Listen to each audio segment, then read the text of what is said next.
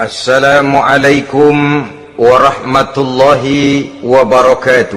Waalaikumsalam warahmatullahi wabarakatuh.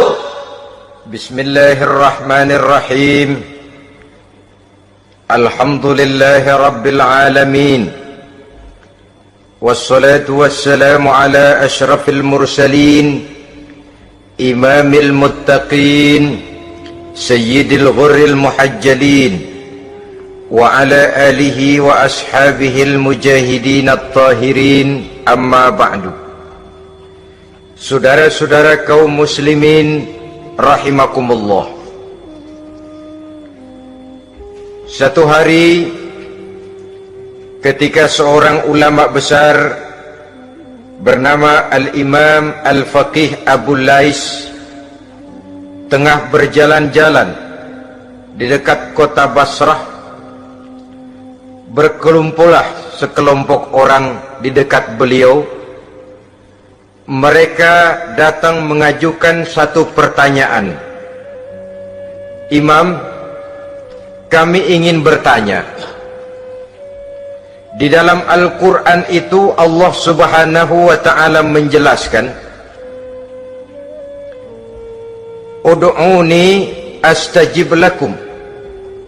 Berdoalah kepadaku, aku akan jawab doamu.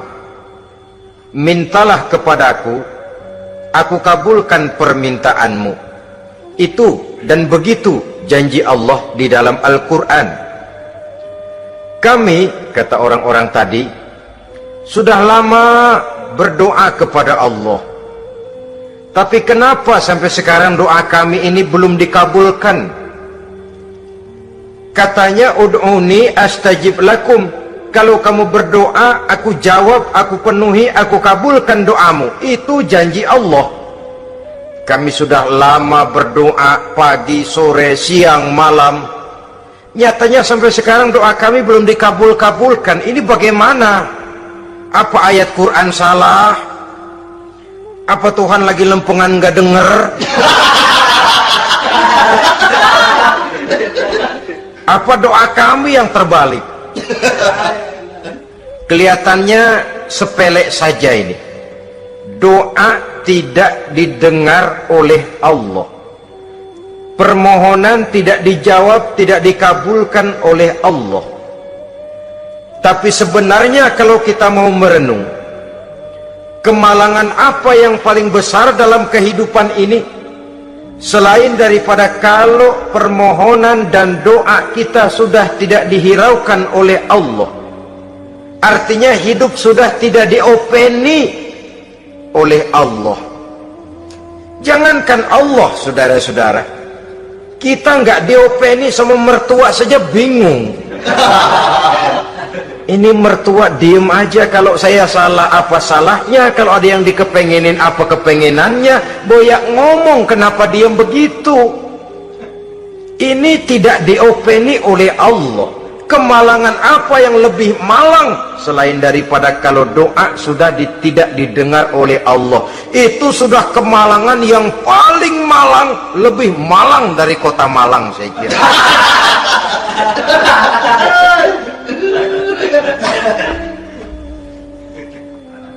Menghadapi pertanyaan ini, Imam Al-Faqih Abu Lais senyum.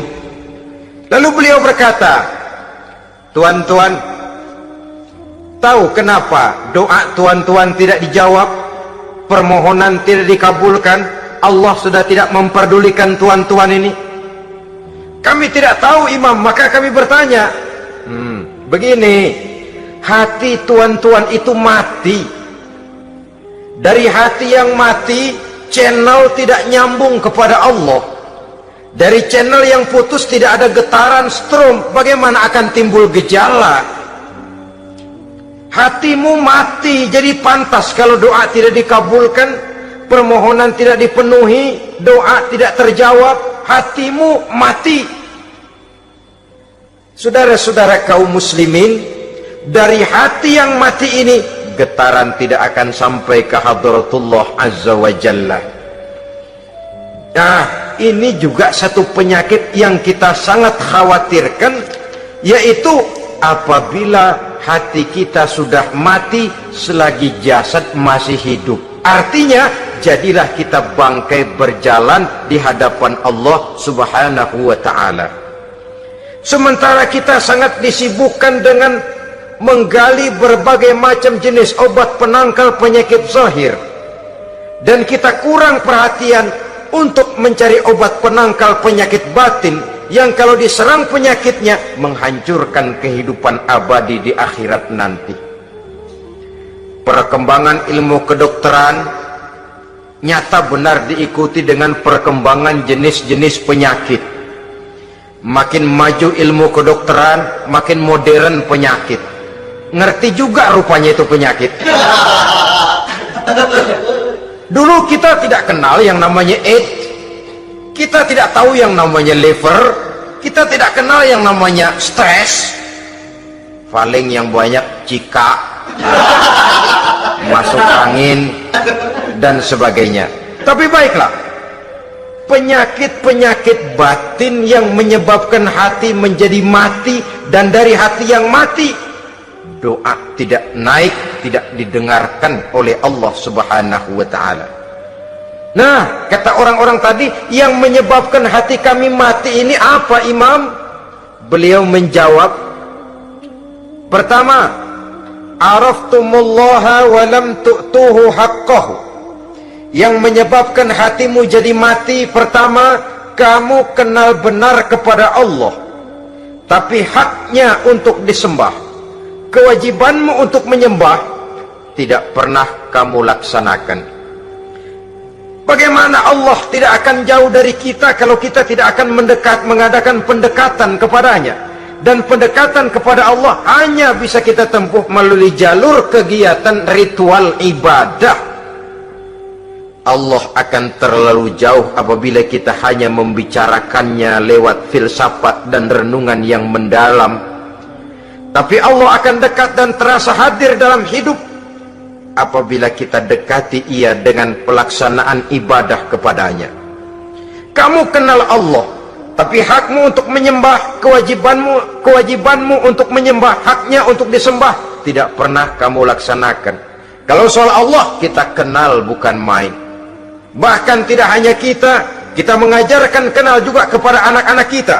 Kalau ditanya siapa pencipta matahari, bulan dan bintang, Allah. Siapa pencipta lautan, gunung, hutan belantara dan sungai-sungai, Allah. Siapa pencipta bumi, matahari dan sebagainya, Allah. Sembahyang apa enggak? Bagaimana nanti?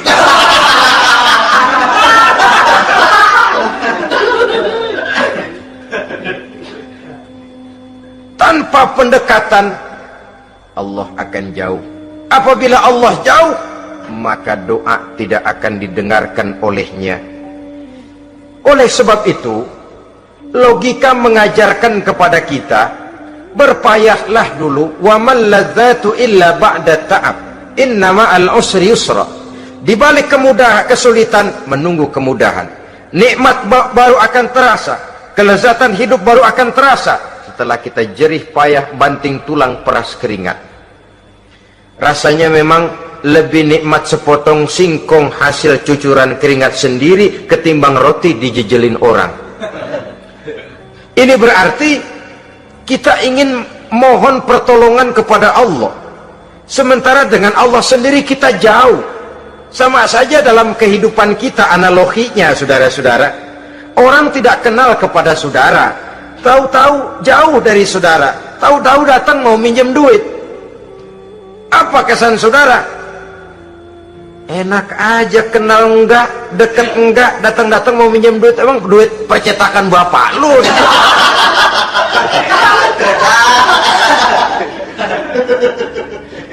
Sedangkan yang kita kenal, sedangkan yang kita bertemu tiap hari, sedangkan yang sering datang ke tempat kita, kalau satu saat dia pinjam duit, toh kita kadang-kadang masih mikir.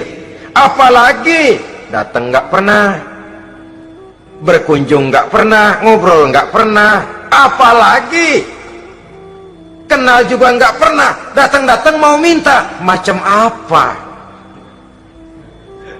Datang nemuin Tuhan setahun 2 kali, Idul Fitri doang, Idul Adha doa cerewet banget. Apa itu? Apa aja diminta. Saudara hadirin, bagaimana doa akan kabul, permohonan akan dijawab? Jikalau kita jauh dari Allah, kita kenal Allah, haknya untuk disembah, kewajibannya untuk menyembah, tidak pernah kita laksanakan. Itu yang menyebabkan hati kita lalu menjadi mati. Padahal mengenal Allah, setelah mengenalnya, mengadakan pendekatan kepadanya melalui ritual ibadah yang dicontohkan oleh Rasulullah Shallallahu Alaihi Wasallam. Ini hal pertama yang menyebabkan hati jadi mati. Kamu terlalu kenal Allah tapi tidak pernah menyembah kepadanya. Sama aja orang kerja kagak, habis bulan mau minta gaji. Kita jitak kepalanya. Macam apa? Kerja enggak, tahu-tahu datang mau minta gaji. Kerja dulu yang baik, habis bulan baru enggak diminta pun memang sudah ada jatahnya. Ibadah dulu kita kepada Allah. Soal Allah memberikan karunia kepada kita, itu hak Allah. Apabila kita dekat dengannya, ibadah yang kita laksanakan benar, karunia itu akan datang kepada kita.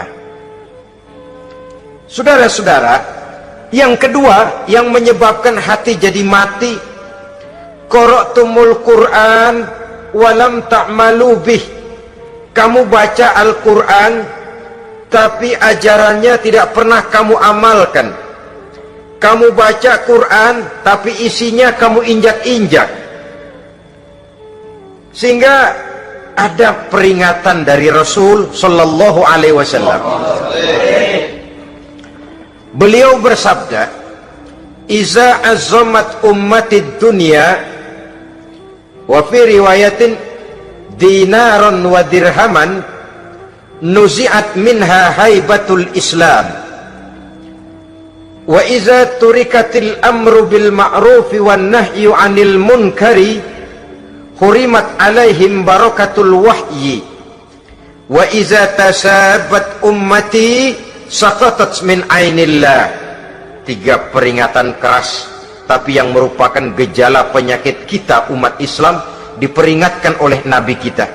Pertama, iza azzamat ummatid dunya, apabila umatku telah terlalu mengagung-agungkan dunia, apabila umatku telah jatuh menjadi umat yang materialistis, segalanya diukur dari sudut keduniaan saja, nuzi'at minha haibatul Islam, maka akan dicabutlah dari mereka kehebatan agama Islam.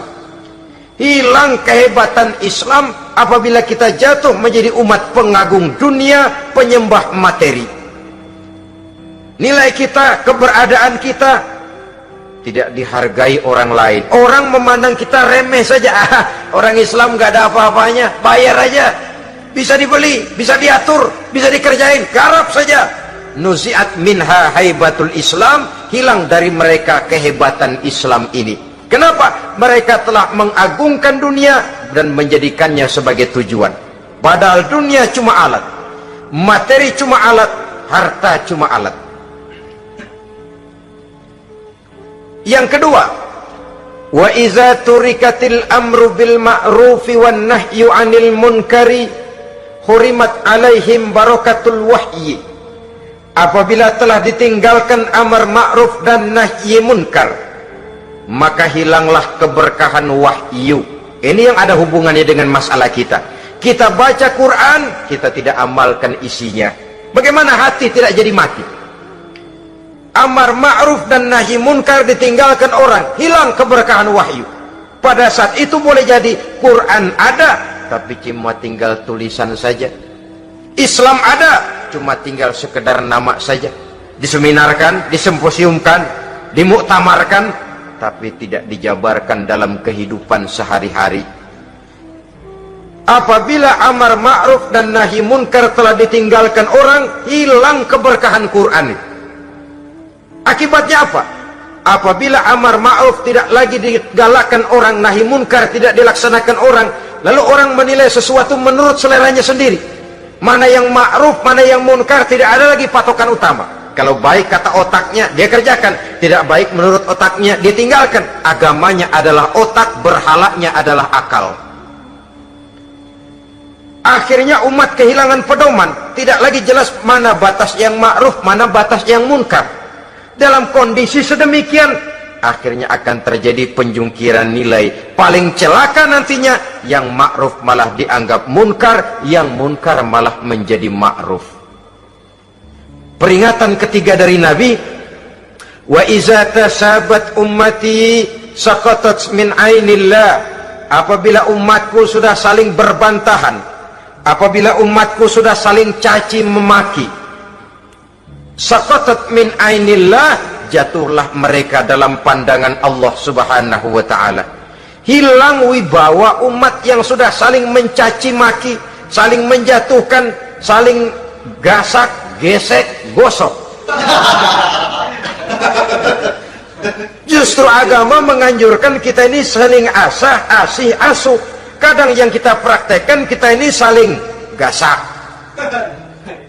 Yang kedua, saling gesek. Yang ketiga, saling gosok. Gasak, gesek, gosok. Kacau kita ini. Saling gasak, menjegal kawan seiring, menggunting dalam lipatan. Saling gosok, fitnah sana, fitnah sini. Saling gesek, sikut kiri, sikut kanan. Tidak peduli orang lain luka dan sebagainya. Yang penting dia bisa nangkring. Jatuh kita dalam pandangan Allah apabila umat sudah saling mencaci maki. Maka kita kembali kepada persoalan. Hal kedua yang menyebabkan hati jadi mati, qara'tumul Qur'an walam ta'malu bih. Kita baca Al-Quran tapi ajarannya nyaris tidak kita amalkan di dalam kehidupan kita. Akibatnya hati lalu jadi mati. Itu yang kedua. Yang ketiga yang menyebabkan hati jadi mati dan doa tidak terjawab, idda'aitum annakum min ummati Muhammadin sallallahu alaihi wasallam wa lam ta'malu bi sunnatihi. Kamu mengaku, kamu memproklamirkan diri sebagai umatnya Nabi Muhammad, tapi sunnahnya tidak pernah kamu amalkan. Malahan perkembangan paling akhir, bukan saja tidak mau mengamalkan sunnah, malah mengingkari sunnah. Inna lillahi wa inna ilaihi raji'un. Oh, Nabi Muhammad itu manusia biasa seperti kita. Sebagai manusia dia bisa salah. Dan ternyata hadis banyak yang palsu. Yang otentik cuma Quran, selebihnya adalah sejarah. Tidak ada itu sunnah, langsung saja kepada Quran. Oh, hadis itu bukan sumber hukum. Oh, tidak perlu mengamalkan sunnah. Saudara-saudara kaum muslimin, mengaku kita umat Nabi, tapi sunnahnya kita campakkan, tidak kita amalkan. Setelah tidak kita amalkan, kita campakkan. Setelah kita campakkan, kita ingkari pula. Inna lillahi wa inna ilaihi raji'un. Bagaimana hati tidak jadi mati? Kalau siang malam kita memproklamirkan diri sebagai umat Nabi Muhammad, sementara sunnahnya kita campakkan, kita abaikan, dan kita ingkari dia, sunnah itu.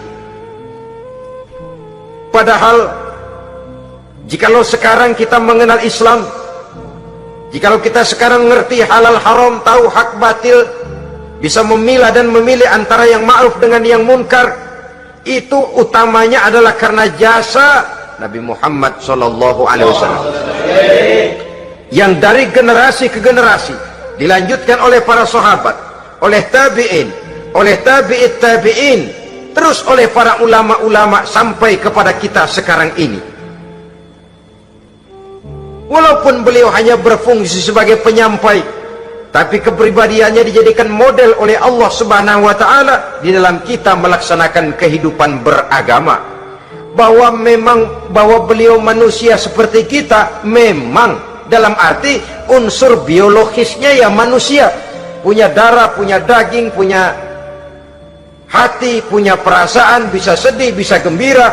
Tetapi beliau itu termasuk basyarun la kal basyar, manusia yang tidak seperti manusia pada umumnya, punya spesifik. Dan itu wajar sebagai seorang Rasul pilihan Allah, apalagi merupakan Rasul pilihan dari sekian puluh pilihan. Bahwa Jamrud itu batu memang, tapi nilainya kan berbeda dengan batu kolar. Satu truk batu kolar dengan barangkali segenggam batu jamrut, nilainya tentu jauh lebih mahal batu jamrut. Kalau soal batunya, sama batunya, tapi nilainya berbeda karena esensinya berbeda. Kita manusia, Nabi Muhammad juga manusia, sama manusianya memang, tapi kualitasnya, nilainya tentu jauh panggang daripada api. Itu sebabnya Allah menjadikan beliau sebagai model. Laqad kana lakum fi rasulillahi uswatun hasanah. Di dalam diri Rasul itu terdapat contoh teladan yang sangat baik bagi kita.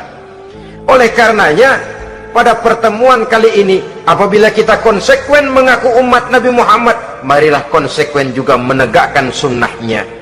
3. Yang keempat, yang menyebabkan hati jadi mati dan doa tidak terjawab, akaltum ni'mata rabbikum walam tashkurulah.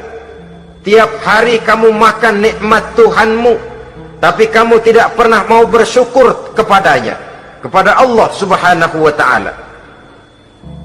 Nikmat Tuhan kita doyan banget, tidak pernah sehari dan sesaat pun terlepas diri dan hidup ini dari nikmat-nikmat yang diberikan Allah. Sejak kita bangun tidur sampai tidur kembali, bahkan tidur itu sendiri, di pasar, di sawah, di kantor, dimanapun kita berada, nggak pernah nikmat Allah berhenti. Hidup kita dalam alam diberikan segala fasilitas untuk menunjang kehidupan. Nggak pernah Allah pasang pajak matahari, nggak pernah Allah pasang pajak gas udara.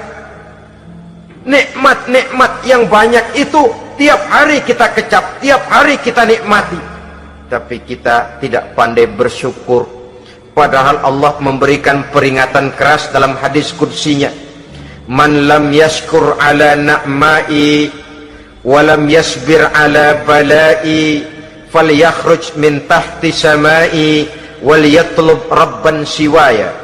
Siapa yang tidak mau bersyukur terhadap nikmat yang aku berikan kepadanya dan tidak mau bersabar terhadap ujian yang aku berikan kepadanya, silahkan keluar saja dari kolong langit ini dan cari Tuhan selain aku. Diusir oleh Allah.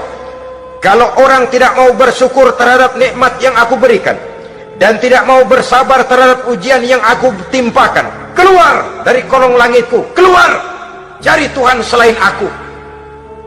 Diusir. Lah yang ngusir Allah. Anak sekarang bilang mau ke Menong.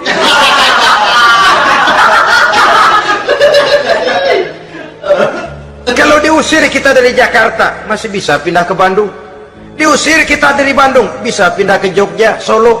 Diusir kita dari Indonesia, bisa pindah ke Singapura, Malaysia. Diusir dari kolong langit, mau cari langit mana lagi? Kalau kau tidak mau mensyukuri nikmatku, tidak sabar terhadap ujian yang aku berikan kepadamu, keluar saja, keluar dari kolong langitku ini, cari Tuhan selain aku. Kalau istilah kita mah Tuhan jengkel banget udah itu. Nikmatku, yang nikmat yang aku berikan kau makan, tapi kepadaku engkau tidak pernah mau bersyukur. Saudara-saudara kaum muslimin rahimakumullah, wajar. Kita dulunya tidak ada, sekarang ada nikmat. Susunan biologis manusiawi kita demikian cantik, nikmat. Tinggal di bumi, fasilitas yang kita perlukan disediakan, tinggal kita, kemampuan kita mengelolanya, nikmat. Diberikan kita otak yang membedakan kita dengan binatang, nikmat. Diberikan kita agama, diutus para rasul untuk jadi model dalam kehidupan kita, nikmat. Kalau cara kita emang kurang apa sih? Apa yang kurang, hei manusia? Engkau tidak ada, aku adakan. Kalau aku perintahkan kau tinggal di bulan, mungkin kau tidak akan sanggup hidup. Begitu lahir, kelepek-kelepek habis. Ya nggak ada HO2 toh di bulan, mau ngisap apa? Aku tinggalkan kau, aku perintahkan tinggal di permukaan bumi. Alamnya indah, fasilitas serba menunjang, nikmati semuanya, semuanya untuk kamu, semuanya. Satu pintaku, syukuri nikmat yang aku berikan kepadamu. Ya bukan cuma syukur dalam ucapan, syukur dalam perbuatan. Banyak nikmat yang diterima, makin banyak dia sujud, makin banyak dia ruku, makin banyak dia mengadakan pendekatan kepada Allah. Syukur dalam artian berupa tindakan dan perbuatan, mempergunakan nikmat sesuai dengan kehendak yang memberikan nikmat itu sendiri kepada kita. Saudara-saudara kaum muslimin rahimakumullah, ini penyakit yang keempat. Kamu makan nikmat Tuhanmu, tapi kamu tidak pernah pandai bersyukur kepadanya, mensyukuri nikmat yang diberikan tadi. Bagaimana hati tidak jadi mati? Kita sibuk mempersolek jasmani, mencari obat penangkal penyakit zahir. Maka yang ramai di zaman sekarang, saudara lihat, salon, fitness, senam, macam-macam jenis. Tidak ada salahnya dan tidak ada jeleknya, tapi kalau itu sampai melupakan kita kepada memperindah batin, memperbaiki jiwa, artinya bukankah kita perlahan tapi mempersiapkan diri menjadi bangkai berjalan di hadapan Allah? Dengan operasi plastik, yang pesek jadi mancung, yang sipit jadi belok, kulit keriput jadi kencang, pipi terlalu cekung bisa diatur. Saudara-saudara, tapi kalau hati yang rusak, jiwa yang rusak, kemana lagi kita akan berobat kalau bukan kepada agama? Maka hati itu jadi mati apabila kita selalu memakan nikmat Allah dan tidak pandai mensyukuri nikmat itu. Dari hati yang mati tidak akan ada getarannya. Oleh sebab itu doa tidak terjawab. Selanjutnya yang menyebabkan doa tak terjawab dari sebab matinya hati, qultum annal mauta haqqun wa lam tasta'iddu lahu. Kamu berkata, kamu yakin bahwa mati adalah sesuatu yang benar, tapi kamu tidak pernah punya persiapan untuk mati. Padahal menurut logika, orang yang akan bepergian jauh tentu dia harus mempunyai bekal yang cukup. Semakin jauh jarak perjalanan yang akan ditempuhnya, semakin banyak perbekalan yang harus dibawanya. Dahulu, seketika beberapa jamaah dari Yaman akan melaksanakan ibadah haji dengan nekat. Mereka berprinsip, pokoknya kan berangkat haji jadi tamunya Allah, nanti Allah yang akan ngelayanin. Mereka nekat, modal badan doang berangkat. Diadukan kepada baginda Rasul, lalu turun peringatan dari Allah, wa tazawwadu fa inna khairaz zadi taqwa. Jangan begitu, bawa bekal, sesungguhnya bekal yang paling baik adalah takwa. Bahwa berangkat dengan bekal takwa itu bekal yang paling utama, tapi bekal-bekal yang lain pun jangan diabaikan. Kalau kita akan berangkat untuk tujuan yang baik, bekal yang paling utama memang takwa, tapi tidak berarti harus mengabaikan bekal-bekal yang lain. Begitulah, semakin jauh perjalanan yang akan kita tempuh, semakin banyak bekal yang harus kita hadapi. Kalau saudara mau pergi ke Surabaya, tidak membawa bekal kemudian berani berangkat, rasanya sih saya pikir itu bukan berani, nekat namanya. Sama saja orang belum pernah sembahyang mati, nekat tuh orang, berani amat. Belum berbuat kebaikan barang sedikit pun sudah mati, nekat namanya itu. Sama saja tadi, nggak bawa bekal apa-apa berangkat ke Surabaya. Sampai Surabaya belum tentu, sengsara udah jelas. Belum punya bekal yang baik sudah mati. Sampai ke surga belum tentu, tapi kebelangsak dan sengsara rasa-rasanya pasti itu. Oleh karena itu, kalau kita yakin mati sesuatu yang benar, sesuatu yang pasti datang menimpa, maka hendaklah kita mempersiapkan bekal. Kemudian idda'aitumun najata minan nar wa ramaitum fiha anfusakum. Kamu memproklamirkan diri ingin selamat dari neraka, tapi kamu lemparkan dirimu ke dalam neraka. Bagaimanapun bajingannya bajingan, kalau ditanya, ente mau masuk neraka enggak? Jawabannya pasti enggak. Itu pasti perbuatannya sendiri yang melemparkan dirinya ke dalam neraka, membiarkan dirinya berlarut-larut, bertimbun-timbun dalam dosa dan kesalahan, dan tidak akan ada niatan untuk memperbaiki diri. Hanyut di meja judi, habis ditelan minuman keras, fitnah sana fitnah sini, hasud sana hasud sini. Padahal mulutnya ingin selamat dari neraka, perbuatannya malah melemparkan dirinya ke dalam api neraka. Tidak ada orang yang lebih sayang kepada diri kita selain kita sendiri. Dan menyayangi diri itu tidak cuma dengan memandikannya sehari 3 kali, memakaikannya parfum dengan segala macam merek, memakai sabun yang wangi-wangi, minyak yang harum-harum. Lebih daripada itu, jaga dan sayangi diri. Jangan jatuhkan dia ke dalam perbuatan-perbuatan yang bisa menjerumuskan diri itu ke dalam neraka. Kemudian disambung oleh Imam Al-Faqih Abu Lais yang menyebabkan doa tidak terjawab karena hati mati. Idda'aitum dukhulal jannah walam ta'malu laha. Kamu ingin masuk surga, tapi kamu berat mengamalkan perbuatan yang bisa menyampaikan kamu ke surga. Semua kita kalau ditanya, mau masuk surga? Mau.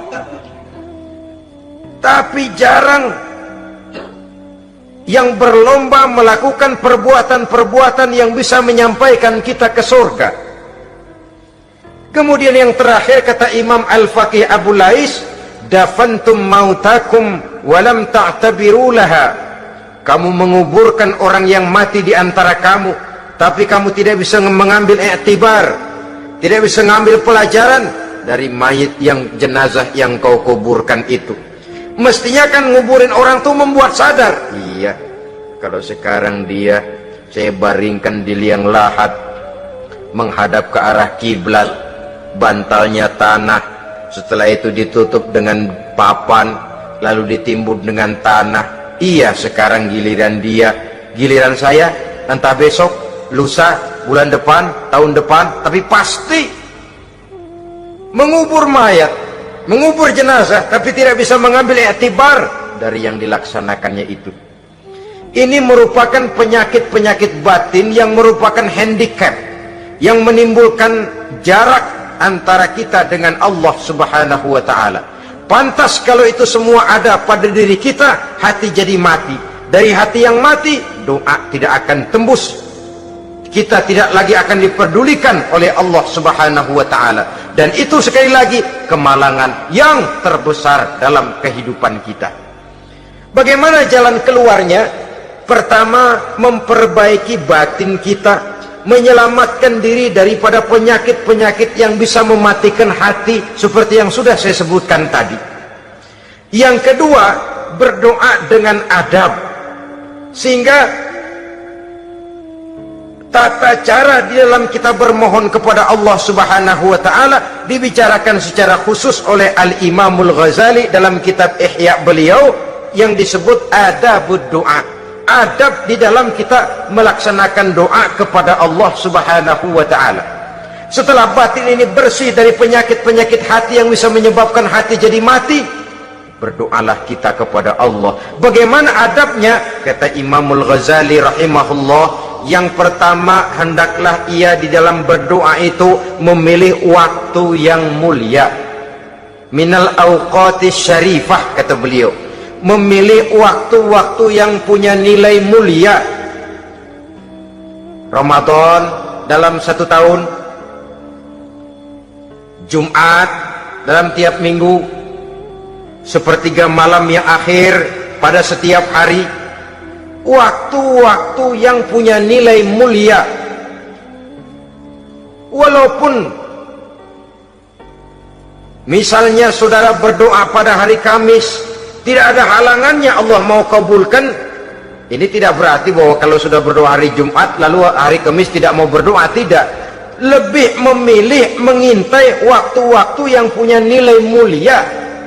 Lailatul Qadar sekali dalam setahun, waktu-waktu yang punya nilai mulia.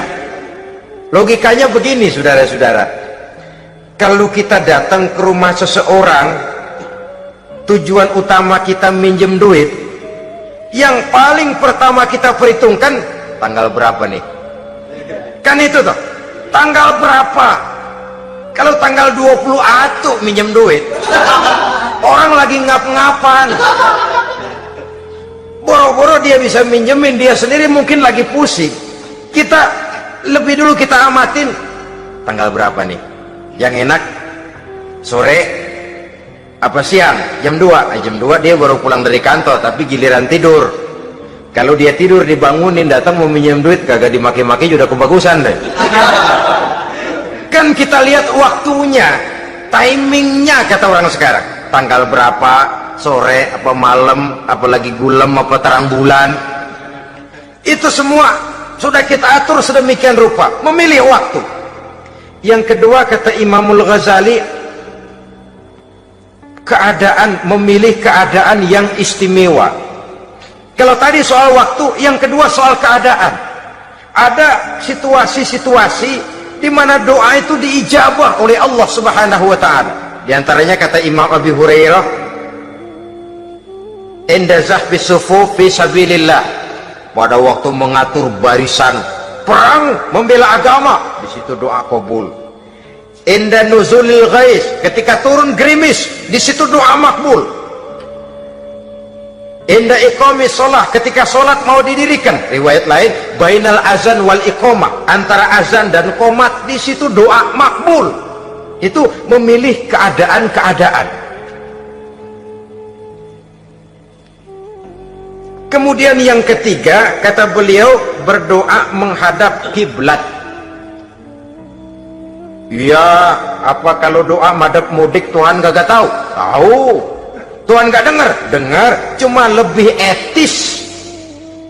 Lebih etis kalau kita berdoa menghadap ke arah kiblat.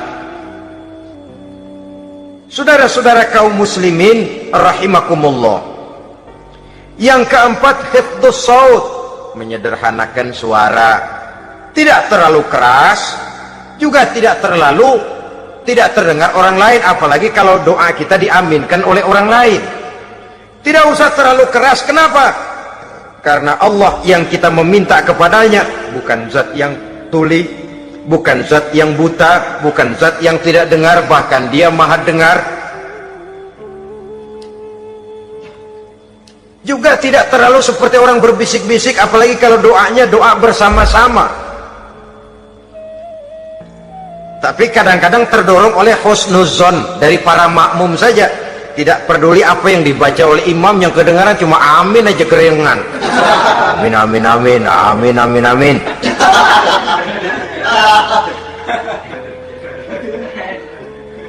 Juga tidak terlalu keras seperti orang berdoa, seperti orang pidato. Saudara-saudara kaum muslimin rahimakumullah. Yang kelima, alla yatakallafa saja fid doa. Dalam berdoa, kalau istilah kita, jangan nyelongcong. Sajak sujak ini menunjukkan sikap berani kepada Allah. Misalnya ada orang berdoa, ya Allah ampunilah saya kalau engkau mau. Kalau Allah mau. Kasihanilah saya ya Allah kalau engkau mau. Itu doa orang songong. Atau sama saja, ya Allah berilah saya rezeki dikit aja. Emang kenapa pakai begitu?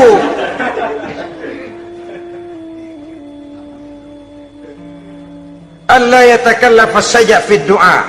Yang keenam, kata Imamul Ghazali, at-tadarru' wal khusyu', dengan tadarru' dan khusyuk, dengan sikap tawadu, benar-benar ya seperti kita lah kalau datang memang menghajatkan pertolongan dari seseorang, segala action kita atur supaya hajat kita itu kabul, kan begitu. Kadang-kadang istilah orang kalau perlu ngesor mah ngesor dah, yang penting permintaan dikabulkan, gitu saja. Kita lihat sekarang ini ramai orang bicara soal film-film Parno. Kelihatannya pendatang-pendatang baru pokoknya asal bisa main dah, bugil ya bugil dah. Yang penting nyohor, bisa tampil. Walaupun dalihnya semua sama, mula-mula cuma iseng. Adegan panas bagaimana? Kalau tuntutan skenario apa boleh buat? Apa boleh buat? Emang nggak bisa milih. Setelah film beredar baru saya juga jijik ngeliat, lah tadi kemana waktu bikin? Udah jadi baru jijik, bikinnya merem memang itu.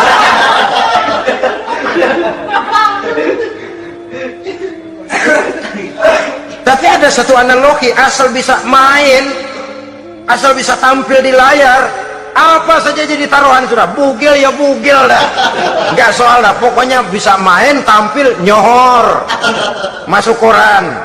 Udah seperti kata-kata orang Arab, bul ala zamzam fatu'raf. Kalau pengen terkenal, kencingin sumur Zamzam. Artinya apa? Bikin yang aneh-aneh, yang orang nggak kerjain, kerjain, ntar ngetop. Yang ngetop lempungan jeleknya. Sumur Zamzam dikencingin, kan nyohor itu. Sedunia orang kenal. Kenapa? Gila. Saudara-saudara kaum muslimin rahimakumullah, sangat kita sayangkan kalau lalu orang berlomba-lomba dengan cuma modal paha mulus, wajah cantik, dia mauin apa saja mau lalu bisa tampil. Akibatnya yang jadi korban adalah anak-anak kita, disuguhi tontonan-tontonan yang meracuni jiwa mereka. Walaupun akibatnya barangkali ya lain, seperti band orkes dengan film memang akibatnya tidak langsung ya. Kalau band orkes akibatnya langsung, dia bisa berantem di tempat lokasi. Film orang nonton tahu dia di tempat itu, bukan di tempat itu dia praktek, pulang jadi pikiran dia, tadi serem ya, ntar kalau ada kesempatan kita praktek. Nah ntar ngancemnya itu yang gak enak. Tapi yang saya analogkan dengan persoalan kita, tingkah pola artis apapun dilakukan asal bisa main. Nah itu tuh, asal dapat kesempatan acting. Dalihnya ya tuntutan skenario lah, iseng lah, macem-macem lah. Tapi yang jelas satu target, saya harus dapat kesempatan main. Untuk sampai ke situ cara apa saja harus saya tempuh. Tidak peduli harus menginjak-injak norma dan budaya bangsa yang luhur. Tidak peduli harus bertentangan dengan kaidah agama. Tidak peduli hasilnya meracuni umat masyarakat, terutama generasi muda.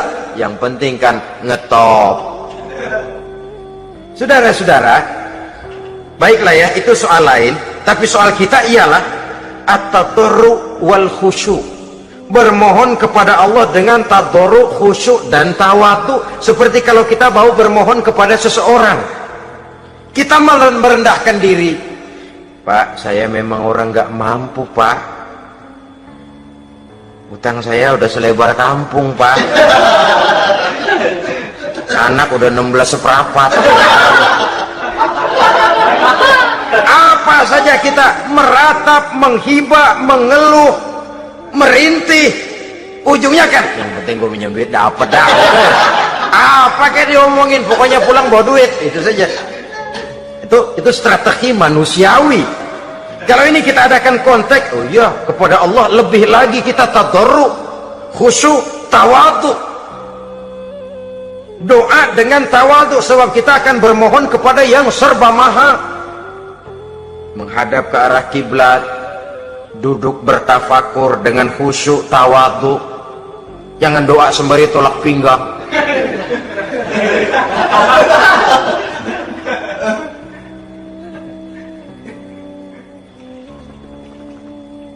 Yang ketujuh, kata Imamul Ghazali, ayyujzimad du'a wa yuqina bil ijabah. Hendaknya dia menjazamkan doanya itu dan yakin bahwa doanya akan dikabulkan oleh Allah. Sebab kata Nabi, innallaha la yaqbalu du'aan min qalbin ghafilin lahin. Allah subhanahu wa ta'ala tidak akan menerima doa dari hati yang lalai dan main-main. Doa ke orang ugah-ugahan.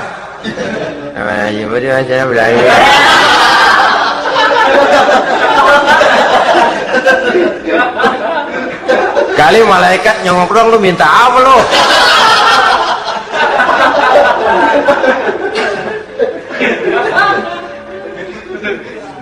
Seperti tadi itu, kita datang mau minjem duit sama orang, ngomongnya ogah-ogahan. Minjem duit dikasih syukur, enggak ya udah. Ya enggak dah, enggak dikasih sudah. Kenapa? Mintanya begitu, enggak serius dan enggak yakin bahwa doanya akan dikabulkan. Kalau kita sudah punya keyakinan, jangan-jangan doa saya enggak diterima Allah. Enggak. Ana, kata Allah, ana inda zanni abdi bi. Aku sih bagaimana menurut sangka hambaku kepadaku saja. Kalau sangkanya baik, aku baik. Kalau sangkanya doanya dikabulkan, aku kabulkan. So itu doa harus dengan pasti dan harus dengan yakin doa itu akan dikabulkan dan meluruskan harapan, membenarkan cita-cita, meluruskan maksud apabila doa itu dikabulkan oleh Allah Subhanahu wa taala. Saudara-saudara, oleh karenanya jangan doa setengah hati. Jangan berdoa sambil main-main. Apalagi menghadap kiblat dengan dua tangan terangkat sebagaimana dicontohkan oleh Rasulullah sallallahu alaihi wasallam. Bahwa berdoa tanpa mengangkat kedua tangan pun Allah tahu, Allah dengar, tapi kelihatannya kurang serius. Seolah-olah terserah ada Tuhan, mau dikasih ya kasih, enggak ya udah. Seolah-olah kita tidak serius dalam berdoa. Kemudian yang berikutnya kata Imamul Ghazali, ayyaftataha du'a bi dzikrillah fala yabda'u bi su'al. Hendaknya dia mulai berdoa itu dengan menyebut nama Allah, berzikir kepada Allah, fala yabda'u bi su'al, jangan langsung memulai dengan permintaan. Ini tata krama etisnya. Sama juga orang kirim surat, salam sejahtera kami haturkan, padahal mah nggak ada itu juga nggak apa-apa. Itu kan maksud mukaddimah saja. Besar harapan kami semoga Bapak dan sekeluarga di sini pun berada dalam keadaan sehat walafiat. Selanjutnya kami telah dengar dari berbagai teman tentang kedermawanan Bapak, tentang bantuan Bapak di berbagai bidang yang menyangkut sosial pendidikan. Sehubungan dengan itu maka kami bermaksud mengajukan permohonan. Baru masuk itu mah 15 kalimat kesonoin, urusan lain. Intinya sehubungan dengan itu kami bermaksud memohon kepada Bapak. Kita mulai, salam sejahtera kami haturkan, bersama ini pula kami, macam-macam lah. Sama juga seperti tadi itu, kita datang mau minjem duit, datang karena kita tahu datang habis bulan, malam terang bulan, udaranya sejuk, ngobrol lah kita, dapet teh. Apa kabar Pak? Baik. Aduh Bapak sih untung dah Pak, kayak pemurah lagi. Saya tahu Bapak banyak nyumbang di mana-mana. Di Angon aja tuh orang di Angon. Kira-kira udah mau telap aja baru dikedat. Ngomong-ngomong Pak, nah mulai nih kalau udah ngomong dah tuh mulai, baru masuk. Jadi etisnya berdoa itu dimulai dengan zikrullah. Karena itu umumnya dimulai dengan alhamdulillahirabbil alamin. Kita puji dulu Allah. Alhamdulillahirabbil alamin hamdan yuwafi ni'amahu wa yukafi'u mazidah. Kita puji dulu Allah. Seperti orang tadi lah. Kita puji dulu kebaikannya. Walaupun pada akhirnya kita minjem duitnya. Sebenarnya Allah nggak perlu dipuji toh. Dipuji atau tidak Allah tetap termulia. Ini etis manusia. Allah tidak berharap untuk dipuji oleh manusia. Allah tidak untung seluruh alam memujinya. Manusia mau memuji atau tidak itu urusan manusia sendiri. Allah tidak minta untuk dipuji. Allah juga tidak gila kepada pujian. Kalau kita memulai doa dengan pujian, etis kita kepada Allah Subhanahu wa taala di dalam kita bermohon kepadanya. Saudara-saudara kaum muslimin rahimakumullah. Kemudian menyesuaikan doa dengan kondisi. Ini termasuk syarat batin ya, taubat, waraddul mazalim, kata Imam Ghazali, menolak segala macam kezoliman. Artinya kalau berdoa itu tahu diri. Kalau gaji kita sebulan 700 atau 800, 900 ribu, berdoa minta rezeki 1 juta, itu tahu diri namanya. Kan cuman kurang 100 ribu. Ya, kalau kerja kagak, minta gajian 1 juta. Pengen doa dikabulkan, rasanya secara etis nggak tahu diri orang berdoa seperti itu. Orang datang mau minta duit, mau pinjam duit kepada kita, kan kita lihat kira-kira mampu ngembaliin nggak nih orang. Kita lihat, kita evaluasi kemungkinannya. Lalu si yang minjem tentu tahu diri. Kalau memang kekuatannya ngembaliin tidak seperti kekuatannya mulangin, hendaknya dia timbang rasa. Begitu juga kepada kita etisnya kepada Allah Subhanahu wa ta'ala. Tahu diri, menyesuaikan doa dengan keadaan. Kalau tidak, ada gap terlalu jauh panggang daripada api, nanti nasibnya bagai si pungguk merindukan bulan. Apabila adab-adab di dalam berdoa ini kita perhatikan, sejak dia dari adab yang zahir sampai kepada adab yang batin, kemudian penyakit-penyakit yang membuat hati itu jadi mati, maka insya Allah doa kita dijabah oleh Allah Subhanahu wa ta'ala. Dalam Al-Baqarah ayat 186, Allah Subhanahu wa ta'ala menjelaskan, wa iza sa'alaka ibadi anni fa inni qarib ujibu da'watad da'i iza da'ani falyastajibu li wal yu'minu bi la'allahum yarshudun. Apabila hambaku bertanya kepadamu Muhammad tentang aku, kata Allah, fa inni qarib, katakan kepadanya aku dekat sekali dengan mereka. Ujibu da'watad da'i iza da'ani, aku akan jawab, aku kabulkan permohonan orang-orang yang berdoa kepadaku. Falyastajibuli wal yu'minu bi, maka hendaknya mereka juga menjawab panggilanku atas dasar iman kepadaku. La'allahum yarshudun, semoga dengan ini mereka kelak mendapat petunjuk. Saudara-saudara, Al-Baqarah 186 ini dengan nyata menjelaskan kepada kita, Allah akan menjawab doa, mengabulkan permohonan apabila kita falyastajibuli wal yu'minu bi, juga menjawab panggilan Allah atas dasar beriman kepadanya. Logikanya tadi itu, araftumullaha wa lam tu'tuhu haqqahu. Kita tidak pernah mau menjawab panggilan Allah, sementara kita berharap doa kita dijawab oleh Allah. Apa enggak pincang? Apa enggak berat sebelah?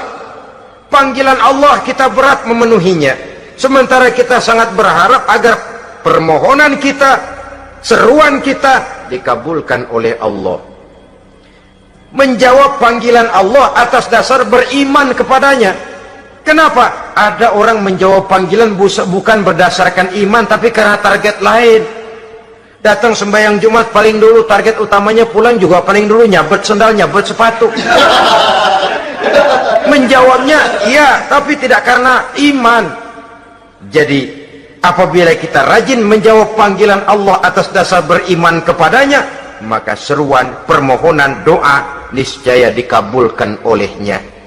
Ini saja, mudah-mudahan ada manfaatnya. Terima kasih atas segala perhatian, mohon maaf atas segala kekurangan. Usikum wa nafsi bitaqwallah. Wassalamualaikum warahmatullahi wabarakatuh.